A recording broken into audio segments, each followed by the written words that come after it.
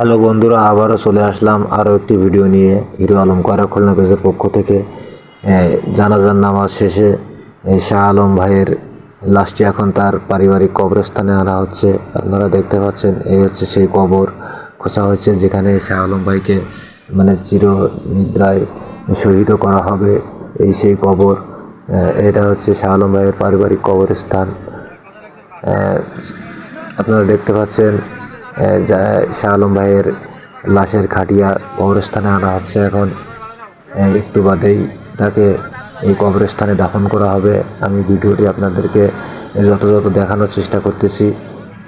সম্পূর্ণ ভিডিওটা হয়তো দেখাতে পারবো না, কেননা সম্পূর্ণ ভিডিওটা এখানে ভিডিও করতে দেওয়া হয়নি।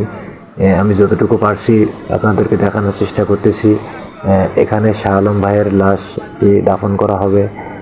শাহ আলম ভাইয়ের পারিবারিক কবরস্থান এটা।